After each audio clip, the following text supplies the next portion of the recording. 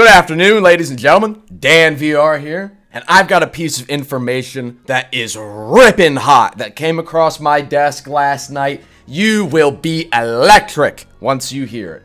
Straight from the mouth of the Arch of Mages himself. Chat, I would like to pose a question.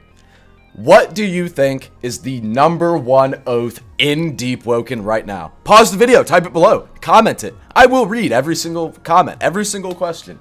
What do you think is the #1 oath in the game?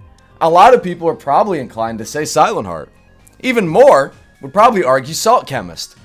What if I told you that Silent Heart and Salt Chemist aren't even in the top 5? Ladies and gentlemen, recently I got my hands on the actual win rate statistics from Chime of Conflict. This is something that developers released in the past with the, advent or with the release of Verse 2, and they never really went back for it. The kind of guy I am, I was like, that'd be pretty cool to see. I'm going to go ask Archmage if he has it. Lo and behold, he does. So, starting out with the actual distribution of how many people are using what oath, Jet Striker is sitting at an astonishing 26%.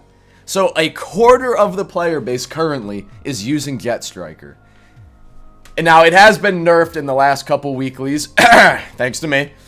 But that's genuinely kind of absurd to see, that a quarter of the game are all using the same oath. Soulbreaker is coming in at 14% of the player base. It's really powerful and it's new.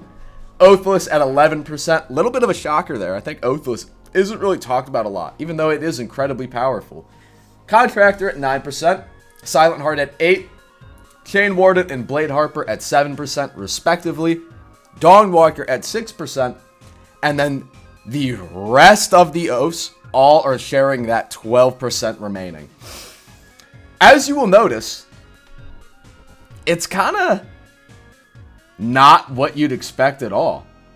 I would expect there to be a lot more Salt Chemists, especially since that is something that a ton of people were complaining about.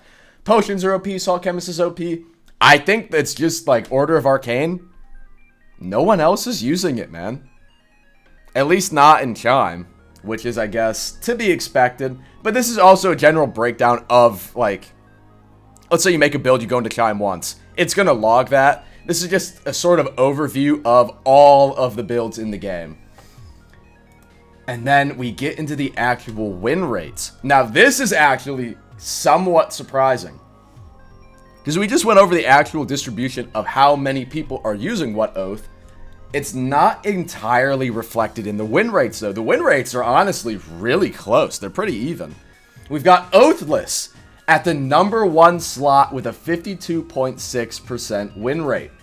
Soulbreaker coming in at #2 with 51.8%. Jet Striker at 51.5%. And then we cascade down with Dawnwalker, Contractor, and Archwarder, all sitting in relatively that same range of 51%. You scale down there, and then you start to notice, Silent Heart is a little low on the list. So is Chain Warden. So is Saintsworn.